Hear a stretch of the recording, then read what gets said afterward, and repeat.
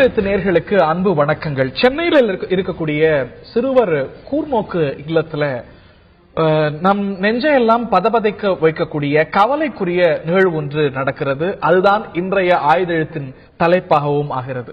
30க்கும் மேற்பட்ட சிறுவர்கள் சென்னையில் இருக்கக்கூடிய சிறுவர் கூர்நோக்கு இல்லத்திலிருந்து தப்பிக்கிறார்கள்.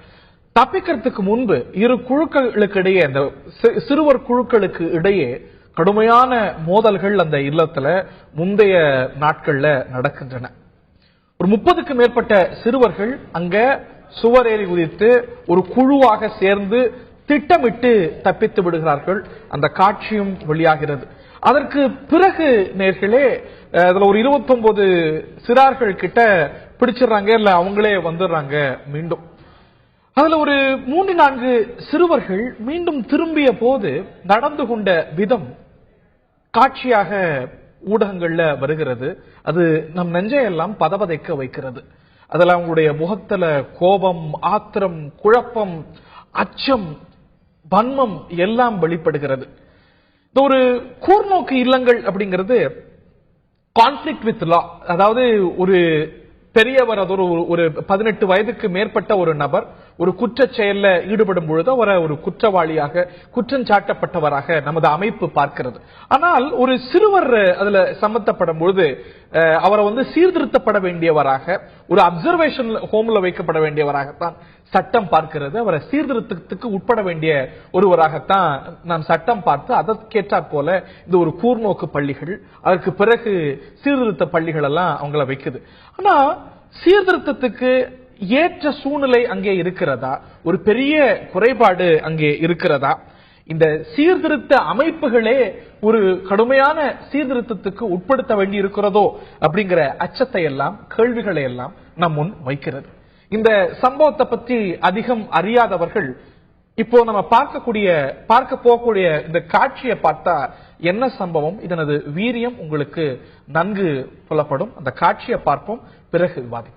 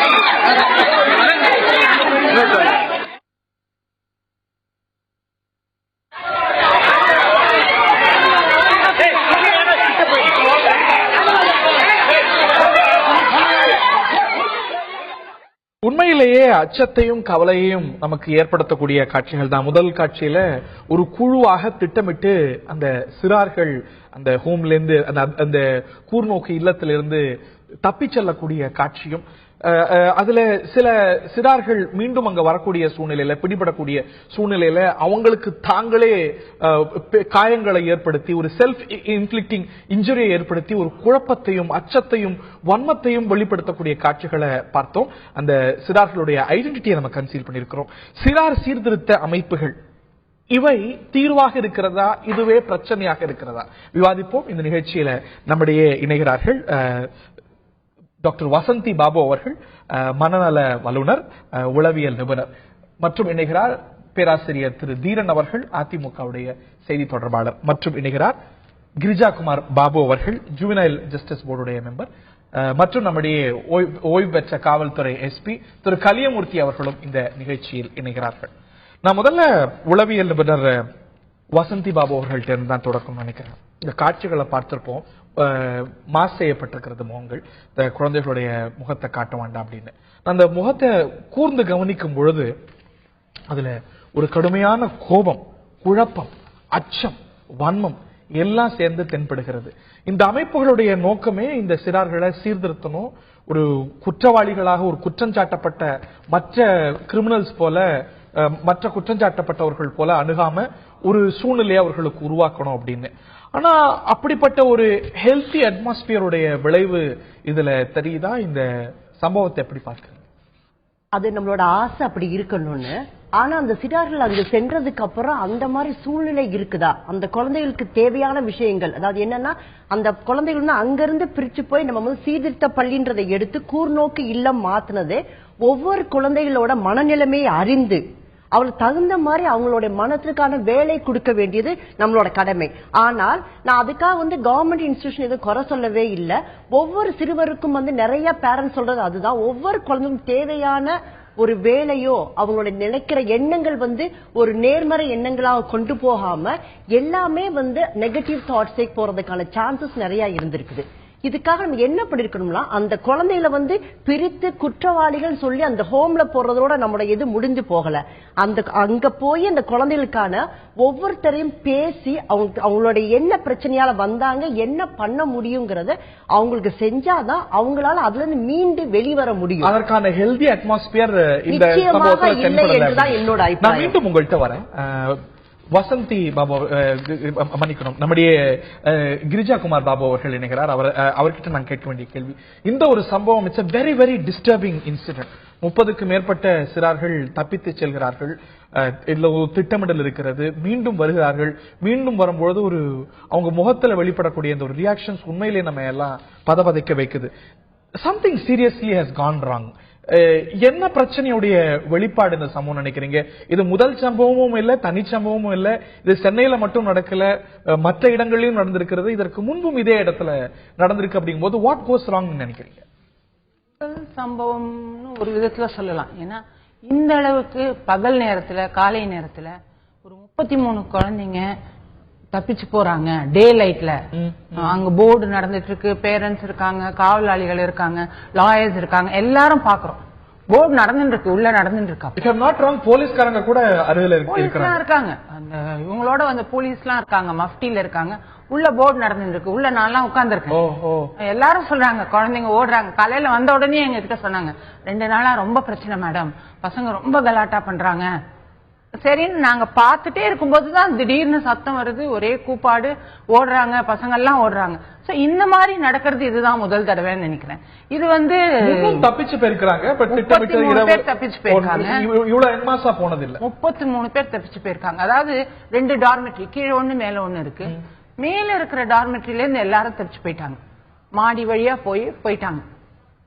அதாவது வரலன்னா அடிப்போம் அப்படின்னு சொல்லி போக விரும்பாத குழந்தைகளையும் வற்புறுத்தி கூட்டின்னு போயிருக்காங்க. அதனாலதான் நீங்க பாக்குறீங்க அவங்க ஒருத்தருக்கு ஒருத்தர் ஹெல்ப் பண்றாங்க இறங்கறதுக்கெல்லாம், ஏன்னா கூட வந்துடணும் அப்படின்னு சொல்லி. சோ இது சாதாரணமா அன்றாட நிகழ்வு அல்ல. கூட்டமா தப்பிச்சு போனா திரும்பி வர வேண்டிய சூழ்நிலையில கூட 29 பேர் உடனே பிடிச்சிட்டாங்க. ஏன்னா நீங்க அந்த அமைப்பு எப்படி இருக்குன்னா, அதை ஒட்டி அந்த சுடுகாடு இருக்கு, அந்த கூவத்தினுடைய ஒரு பகுதி அங்க வருது. அதெல்லாம் கிராஸ் பண்ணி போகிறது கஷ்டமா இருக்கிறதுனால அங்கங்கே பொதர்ல ஒளிஞ்சின்னு இருந்திருக்காங்க. போலீஸ் 29 பேரை பிடிச்சு வந்துட்டாங்க. ஒரு பையன் வெளியில தப்பிச்சு போய் அவங்க அம்மா கிட்ட சொல்லியிருக்கான். அவங்க அம்மா உடனே ஆட்டோ கூட்டின்னு போய் அவனை கூட்டின்னு எங்க முன்னாடி மத்தியானமே ப்ரொடியூஸ் பண்ணிட்டாங்க. இவங்க கூட்டின்னு தப்பிச்சு போன ஒரு 1.5 மணி நேரத்துக்குள்ளேயே ஒரு பையன் திரும்பி வந்துட்டான். அவங்க அம்மா எல்லாருமே விரும்பி போல வற்புறுத்தல்ல கணிசமானவர்கள் வற்புறுத்தல்ல போயிருக்காங்க. இத நம்ம ஒரு அன்றாட நிகழ்வா பார்க்க கூடாது. நம்பர் 1, இது ஒரு அசாதாரணமான நிகழ்ச்சி. இது ஒருவேளை சில காரியங்கள் நம்ம செய்ய தவறுதனால நடந்திருக்கலாம் அப்படின்னு இதுல இருந்து நம்ம படித்துக் கொள்ளலாமே தவிர இப்படிதான் எல்லா நாளும் இருக்கு அப்படின்னு நம்ம சொல்ல முடியாது. முன்பும் இது போன்ற நிச்சயமா இது ஒரு பிரச்சனையுடைய வெளிப்பாடா இருக்கலாம், அறிகுறியா இருக்கலாம். இல்ல வெவ்வேறு மாதிரி இருந்திருக்கு. நான் என்ன சொல்றேன்னா, இவ்வளவு பெருசா இந்த பகல் ராத்திரியில தப்பிச்சு போயிருக்காங்க, யாரும் இல்லாத போது தப்பிச்சு போயிருக்காங்க, விடியற் காலையில தப்பிச்சு போயிருக்காங்க. அப்ப ஆள் நடமாட்டம் எல்லாம் இருக்காது அங்க. ஆனா இங்க போர்டு நடந்துட்டு இருக்கு, அத்தனை பேரண்ட்ஸ் வெளியில வெயிட் பண்ணிட்டு இருக்காங்க, லாயர்ஸ் இருக்காங்க, போலீஸ் இருக்காங்க, எல்லாரையும் இவங்க பூட்டிட்டு அந்த ஸ்டாஃப் எல்லாம் இருக்காங்க.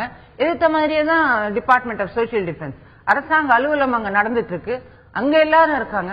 அதுல இருந்து 32 பேர் தப்பிச்சு போறதுங்கிறது ஒரு இயல்பான சூழல் கிடையாது. இதை ஏன் நான் திருப்பி திருப்பி சொல்றேன்னா, அசாதாரணமான சம்பவங்களுக்கு ஒரு சாதாரணமான காரணங்களையோ சாதாரணமான விளைவையோ சாதாரணமான சொல்யூஷன்ஸையோ தேடக்கூடாது. ஏன்னா இது நம்ம முதல்ல புரிஞ்சுக்கணும், இது ஒரு அசாதாரணமான நிகழ்ச்சி, இதுக்கு நிறைய காரணங்கள் இருக்கு. காரணங்களுக்கு போறதுக்கு முன்பாக இது ஒரு அசாதாரண நிகழ்வு அப்படிங்கிறது ஏற்றுக்கொள்ள வேண்டிய விஷயம். டிசம்பர் 2014 நடந்திருக்கலாம், கோயம்புத்தூர்ல நடந்திருக்கு, அங்க நடந்திருக்கலாம். ஆனா இது போல பிராட் லைட்ல போனது அப்படிங்கிறது ஒரு மிகப்பெரிய பிரச்சனையை, ஒரு அசாதாரணமான சூழ்நிலையை காட்டுகிறது. நம்பர் 1, இது எவ்வளவு பெரிய பாதுகாப்பு குறைபாடு அங்க காட்டுது அப்படிங்கிறது ரொம்ப இயல்பா எழக்கூடிய கேள்வி. ஆனா அந்த ஒரு கூர்நோக்கு இல்லத்துல ஒரு ஆரோக்கியமான சூழ்நிலை இல்ல அப்படிங்கறத வெளிக்காட்டக்கூடிய ஒரு முக்கியமான விஷயம். இந்த ஒரு கூர்நோக்கு இல்லமே ஒரு மற்ற கிரிமினல்ஸ் போல நடத்தாம ஒரு ஹெல்தியான ஒரு சிச்சுவேஷனை உறுதி செய்யணுங்கிறதுக்காகத்தான் இதை அமைக்கப்பட்டிருக்குது. அவை இல்ல, அங்க நிறைய பிரச்சனைகள் இருக்கிறது அப்படிங்கறதோட வெளிப்பாடு அப்படின்னு உணர்றீங்களா பேராசிரியர்? இல்லையா இருக்கு. அதாவது மாண்புமிகு தமிழக முதலமைச்சர் அம்மா அவர்கள் அந்த சிறுவர் சீர்திருத்த பள்ளி என்று அழைக்கப்படுகிற அந்த கூர்நோக்கு இல்லத்துல இருக்கக்கூடிய அந்த பிள்ளைகள் மனம் திருந்தி வர வேண்டும் என்பதற்காக சில நடவடிக்கைகளை எடுத்திருக்கிறாங்க. அதாவது அவங்களுக்கு யோகா பயிற்சி கொடுக்கறது, தையல் பயிற்சி கொடுக்கறது, இந்த மாதிரியான பணிகளையும் அவங்களுக்கு ஏன்னா அவங்க வெளியில போனா நாளைக்கு ஒரு சுயமா ஒரு தொழில் செஞ்சு சம்பாதிக்கணும் அப்படின்றதுனால அப்படியே சிலதெல்லாம் செஞ்சுதான் அரசாங்கம் செஞ்சிருக்கு. இதை பொறுத்தளவுல இந்த மாதிரி கொடுக்கணும்னு உயர் நீதிமன்றத்தோட கைட்லைன்ஸ் இருக்கு, நாங்க ஏற்கனவே செஞ்சுட்டு இருக்கோங்கிறீங்க. அப்படி ஒரு ஹெல்தியான அட்மாஸ்பியர், ஆரோக்கியமான சூழ்நிலை இருந்தா ஏன் இப்படிப்பட்ட ஒரு அசாதாரணமான நிகழ்வு நடக்க போகுது? இங்க மட்டும் இல்ல. இப்ப நீங்க இப்போ 2-3 நாளுக்கு முன்னாடி, இந்த மாசம் 2-3 நாளுக்கு முன்னாடி மத்திய பிரதேசத்துல 36 இந்த இளம் குற்றவாளிகள், இந்த 18 வயசுக்குள்ள இருக்கிறவங்க, அவங்க 36 பேர் தப்பிச்சு போயிருக்கிறாங்க. அதனால இல்ல அப்படி சொல்லல. அதாவது இது இந்தியா முழுக்க அது மட்டும் இல்ல. ராஜ்யசபாவில் இன்றைக்கு குழந்தைகள் மற்றும் பெண்கள் நலத்துறை அமைச்சராக இருக்கக்கூடிய மாண்புமிகு மேனகா காந்தி அவர்கள் அந்த ராஜ்யசபாவிலேயே ஒரு புள்ளி விவரத்தை வெளியிட்டு இருக்கிறாங்க. இப்பொழுது வர வர 30% இளம் குற்றவாளிகளுடைய எண்ணிக்கையானது அதிகரித்திருக்கிறது என்று அவர்கள் குறிப்பிட்டு சொல்லியிருக்கிறார்கள். இன்னும் சொல்ல போனால் கூட இந்த நிர்பயா பிரச்சனைக்கு பிறகு குற்றவாளிகளுடைய இளஞ்சிறார்களுடைய குற்றவாளிகளுடைய எண்ணிக்கை அதிகரிக்குது அப்படின்னா அதுக்கு பல சமூக காரணங்கள் இருக்கு. அதுக்கு நான் அரசு மட்டும் அக்கௌண்டபிள் சொல்லிடவே முடியாது. ஆனா இந்த ஒரு கூர்நோக்கு இல்லத்துல பாதுகாப்பு குறைபாடு இல்ல, இதுல இருக்கக்கூடிய ஒரு ஆரோக்கியமான சூழ்நிலையின்மை, அதுல நிச்சயமா அரசுக்கு ஒரு அக்கௌண்டபிலிட்டி இல்ல. அதாவது அவங்களுக்கு அதிலே செய்தித்தாள்ல வந்திருக்கிற செய்தி வச்சு நான் சொல்றேன். சில பேருக்கு பெயில் கிடைக்காதனால அவர்களுக்கு ஒரு மன விரக்தி ஆயிடுது. இன்னும் சொல்ல போனால் அங்க என்ன மாதிரி ஆயிடுதுன்னா ஒரு கோஷ்டி மாதிரி அமைஞ்சிட்டு இருக்கு.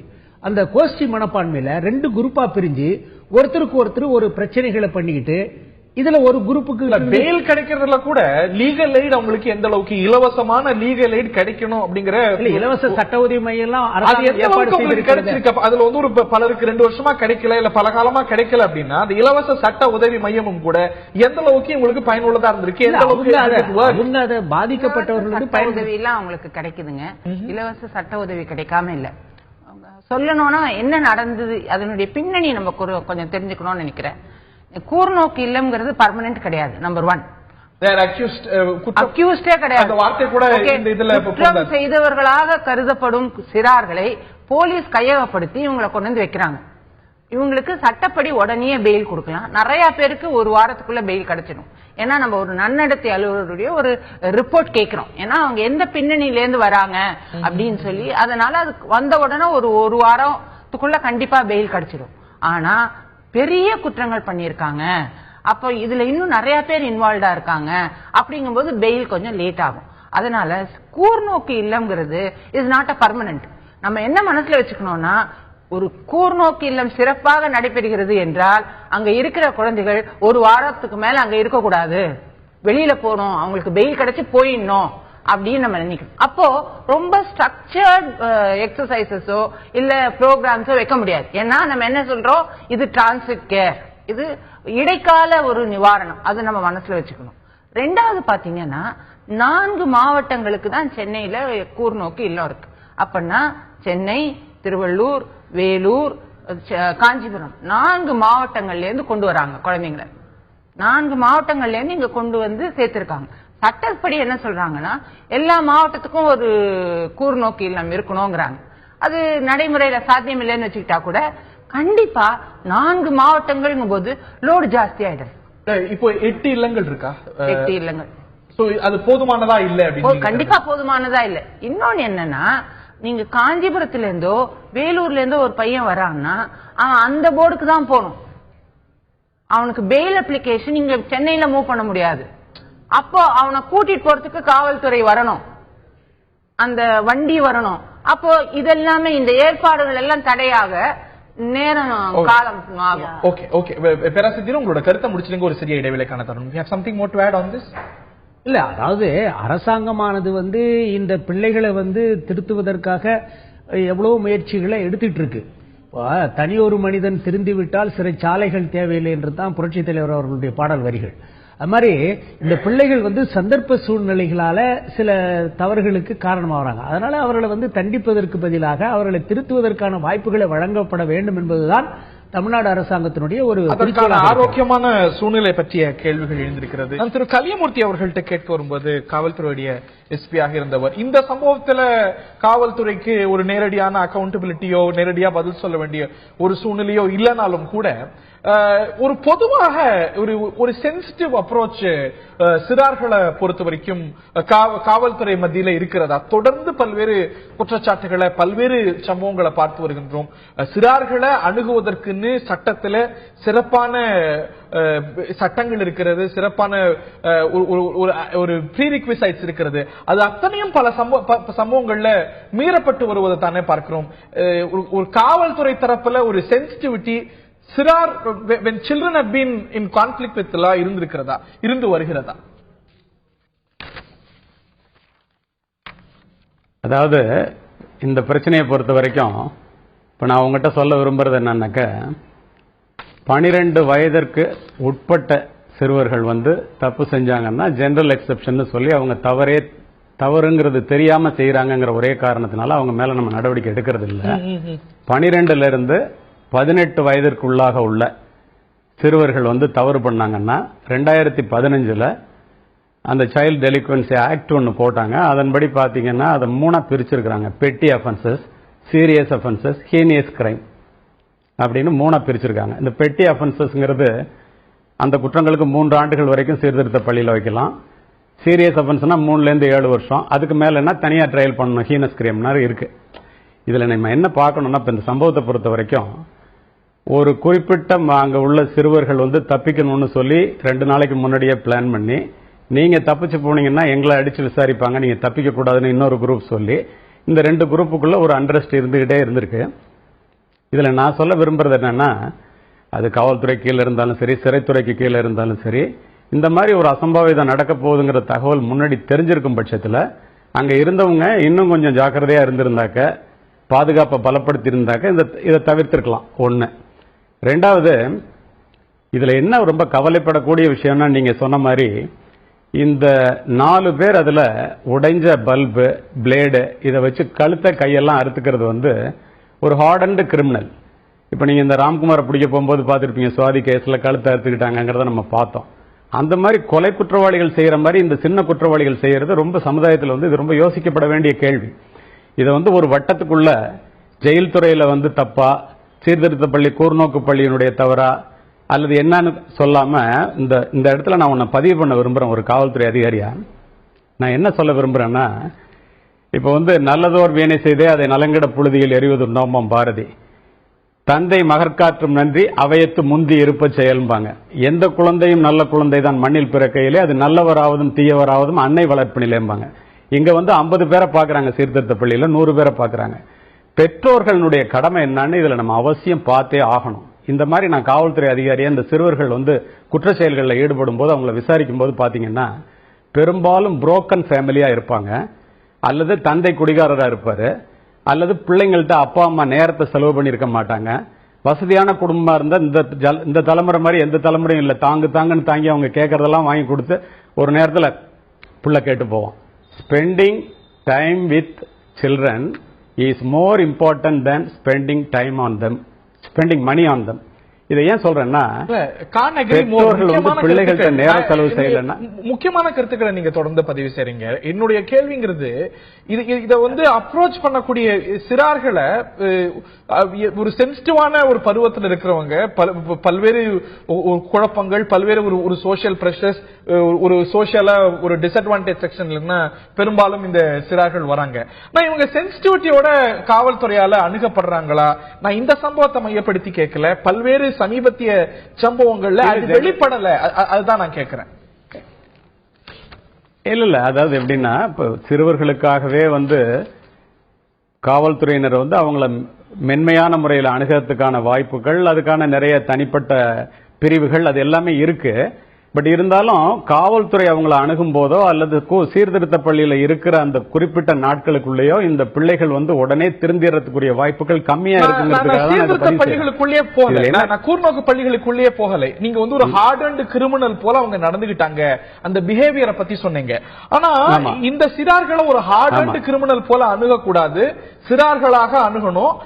போலீஸ் எப்படி நடந்துக்கணும், ஜெயிலுக்கு எடுத்துட்டு போக கூடாது, யூனிஃபார்ம் பயன்படுத்தணுமா, இது உள்ளிட்ட விஷயங்கள் எல்லாம் வந்து ஜுவனைல் ஜஸ்டிஸ் ஆக்ட் அணுகுகிறது. ஆனா பல சம்பவங்களை இவங்க ஹார்டன்ட் கிரிமினல் போல இளஞ்சிறார்கள் அணுகப்பட்டிருக்கிறாங்க அப்படிங்கறதானே பல சம்பவங்கள்ல பார்க்கிறோம். உதாரணத்துக்கு மாம்பலம் காவல் நிலையத்துல குற்றஞ்சாட்டப்பட்ட சம்பவத்துல இந்த இளஞ்சிறார்களுக்கு பாலியல் துன்புறுத்தல் காவல்துறை கொடுத்திருப்பதா குற்றச்சாட்டு. இன்னொன்னு நீலாங்கரை காவல் நிலையத்துல ஒரு இளஞ்சிறுவனை வந்து எப்படி வந்து ஒரு சுட்டாங்க, அதுவும் பாயிண்ட் பிளாங்க் ரேஞ்சில் சுட்டாங்கிற ஒரு குற்றச்சாட்டு பார்த்தோம். அந்த வழக்குகள் எவ்வளவு மெதுவா நடக்குதுங்கிற ஒரு கேள்வியும், இவையெல்லாம் காவல்துறை சென்சிட்டிவா நடந்துக்குதாங்கிற இன்னொரு கேள்வியும் சேர்த்து எழுப்புது. இல்ல நீங்க கேட்கிற கேள்விக்கு நான் பதில் சொல்றேன். இது வந்து ஒரு தமிழக அளவுல பாத்தீங்கன்னா ஆயிரக்கணக்கான சிறுவர்கள் வந்து தவறு செய்யும் போது அவர்களை பிடிச்சு எத்தனையோ இன்சிடென்ட்ல நம்ம அவங்கள வந்து எப்படி அணுகணும்னு சொல்லி சைல்டு ஆக்ட்ல இருக்குதோ அதன்படி செய்யற நிகழ்வுகள் நமக்கு தெரியறதில்ல. ஒன்னு ரெண்டு இந்த மாதிரி வெளியில வரும்போது நான் உங்ககிட்ட ஒன்னு சொல்றேன். இந்த சிறுவர்கள்ட்ட வந்து காவல் நிலையத்துல பாலியல் பலாத்காரம் பண்றாங்கிறதோ, ஒரு பையனை வேணும்னு சுட்டாங்கிறதோ, அது நீங்க இந்த ராணுவ வழக்க சொல்றீங்கன்னு நினைக்கிறேன்.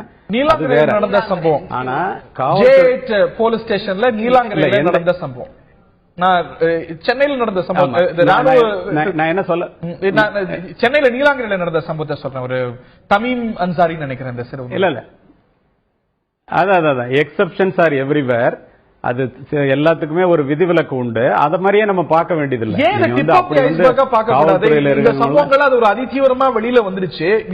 ஒரு ஸ்டாண்டர்ட் ரூல் புக் இருக்கும்பொழுது ஒரு சுடுற வரைக்கும் போகும் அப்படின்னா பல சம்பவங்கள்ல ஏன் கொடுமைகள் நடக்க வாய்ப்பில்லைன்னு ஒரு கன்க்ளூஷனுக்கு வர முடியும்.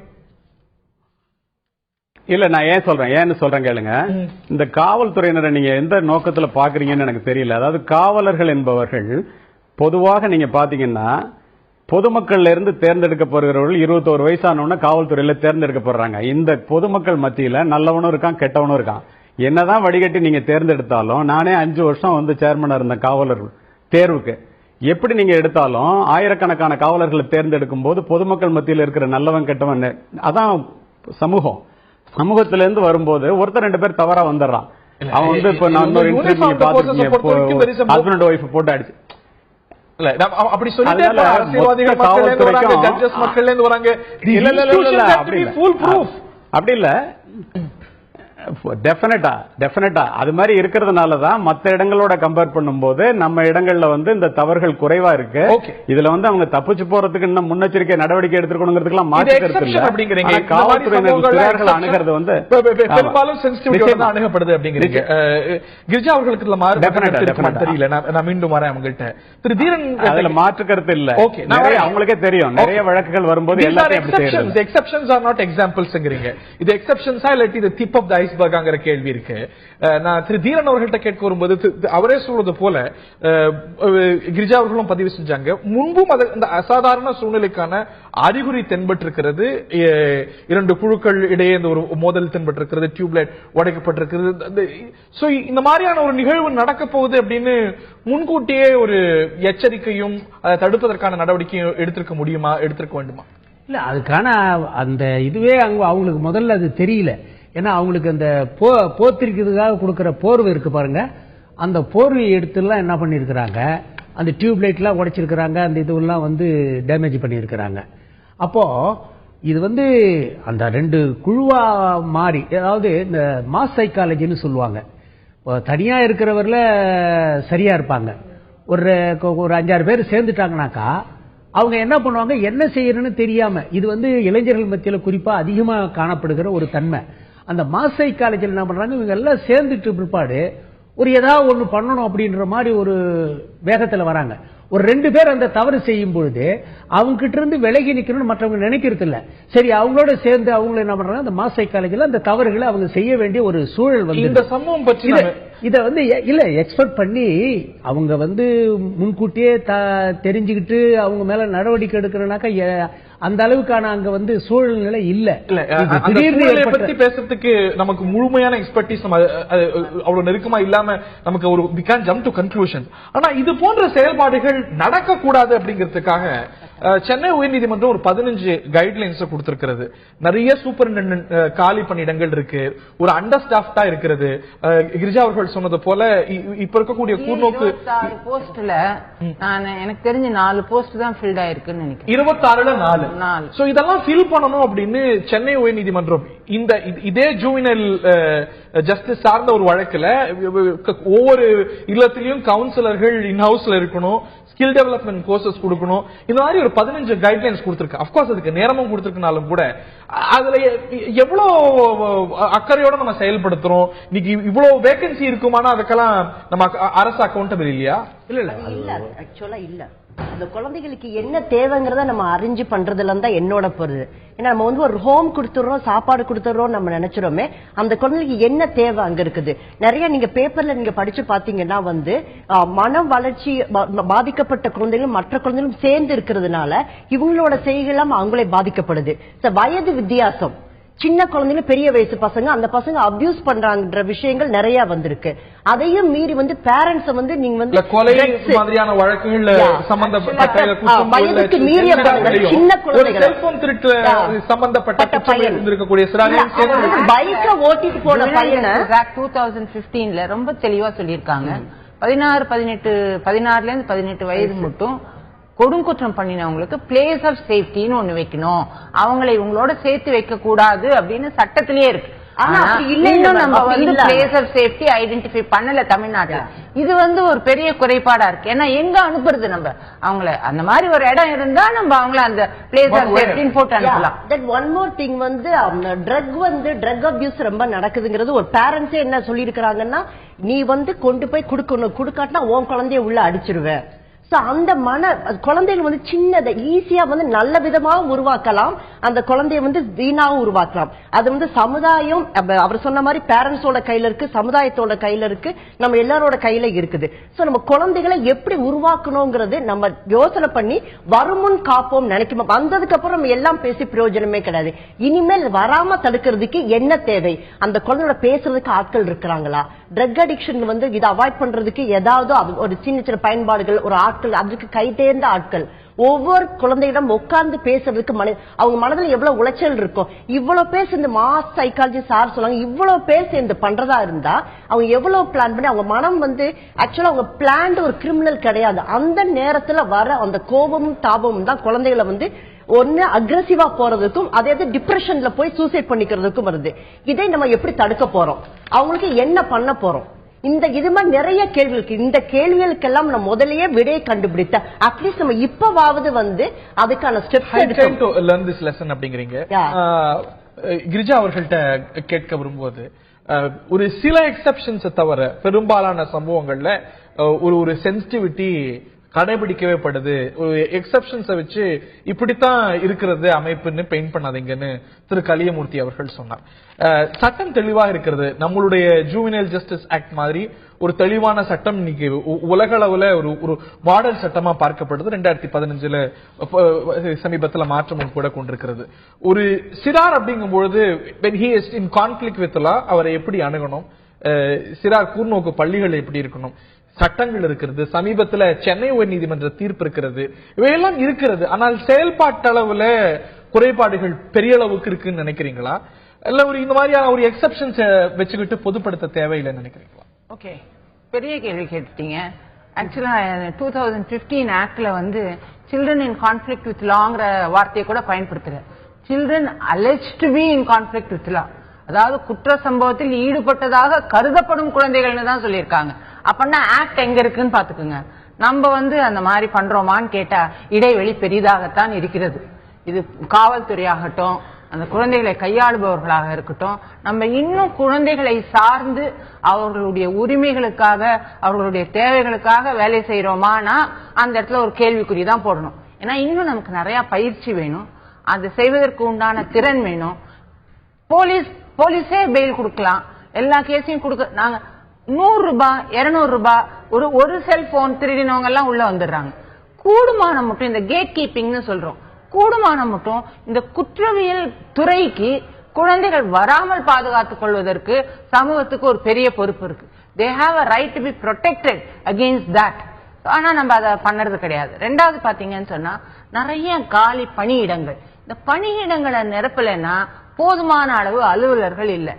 சாதாரணமா குழந்தைங்க கிட்ட வேலை செய்யறதே ரொம்ப கடினம். 24 மணி நேரம்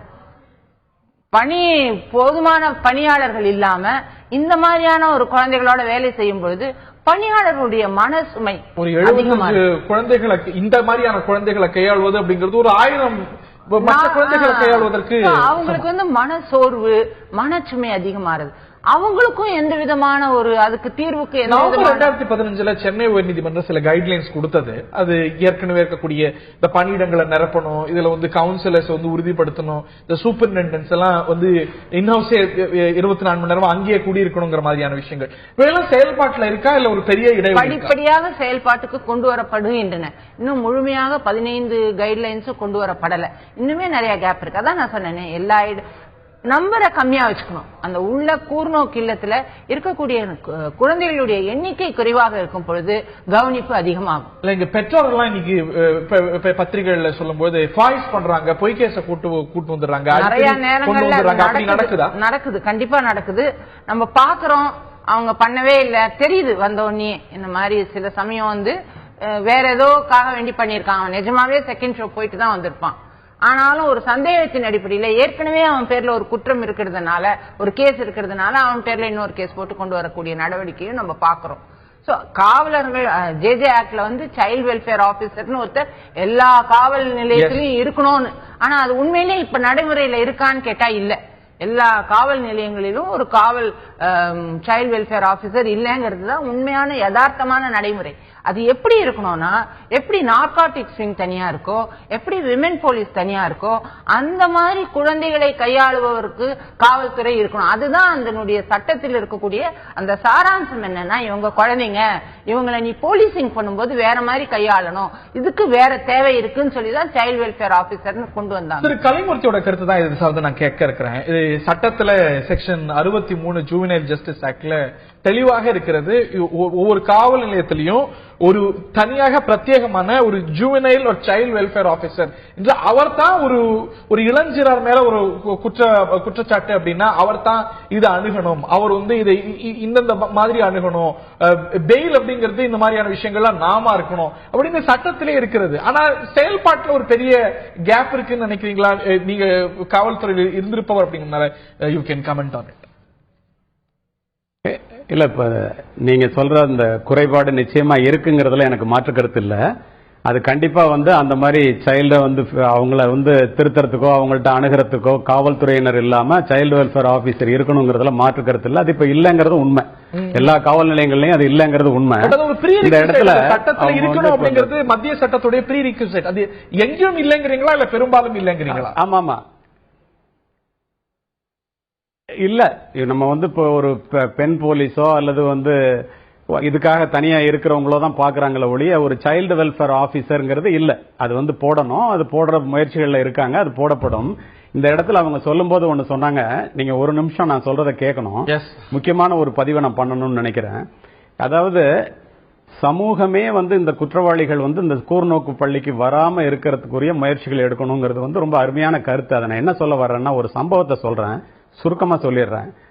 10 வருடத்துக்கு முன்னால ஒரு பள்ளியில ஒரு பள்ளிக்கூடத்துல 9வது படிக்கிறான்.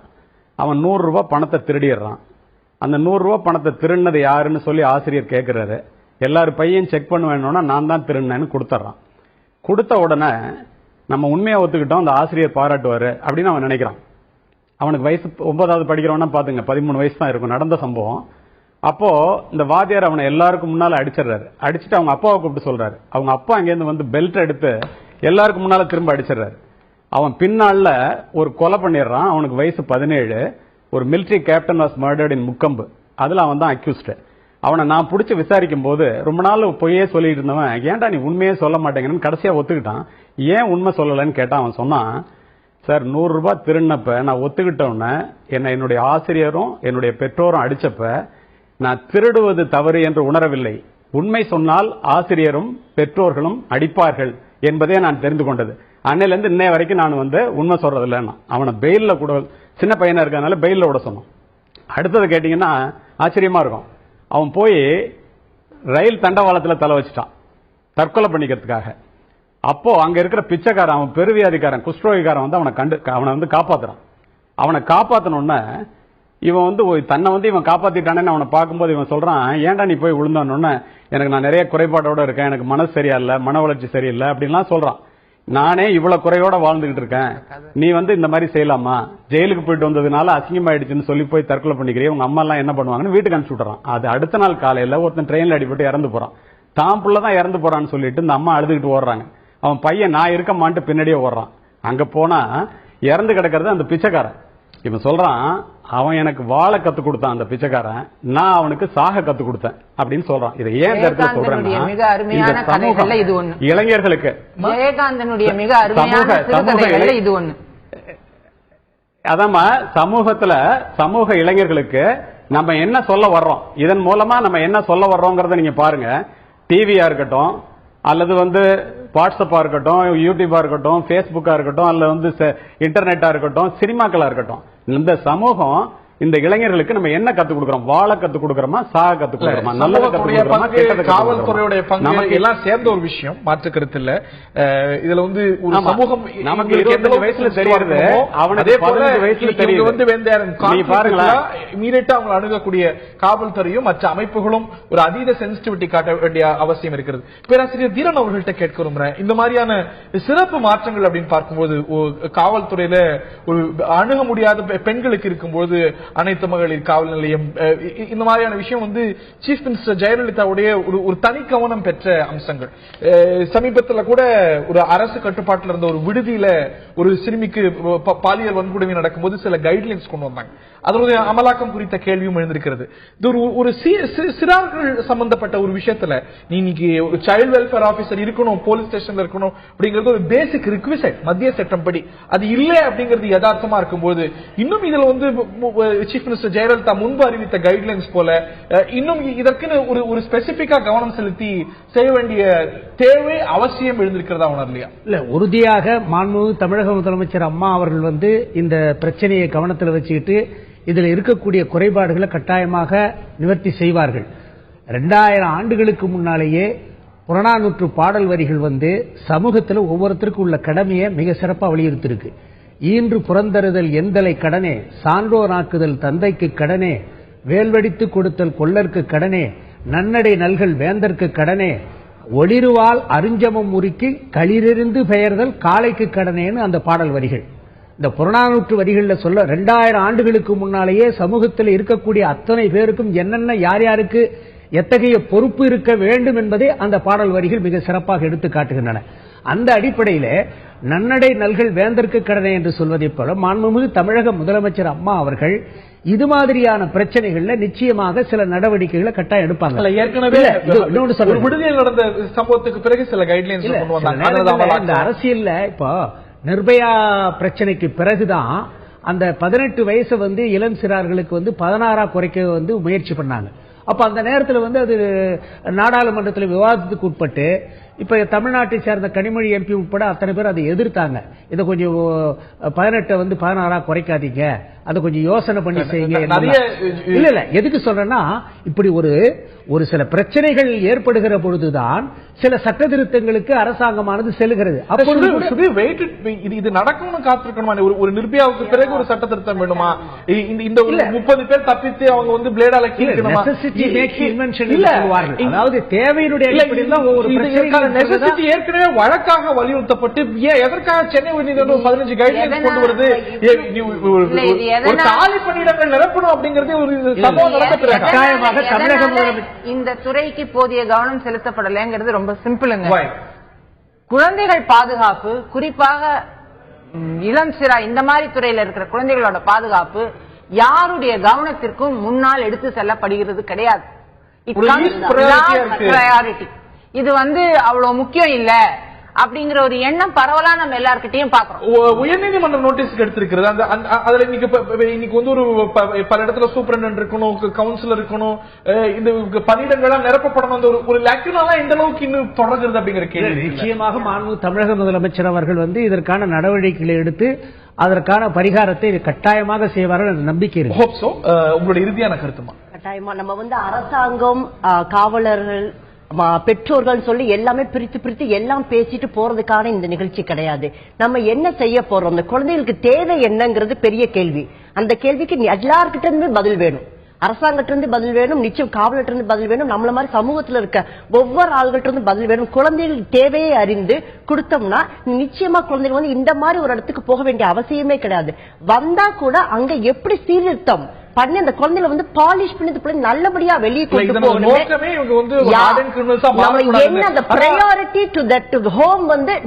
என்ன பொறுத்த வரைக்கும் அது வந்து கம்ப்ளீட் ஆகலைங்கிறது என்னோட கருத்து.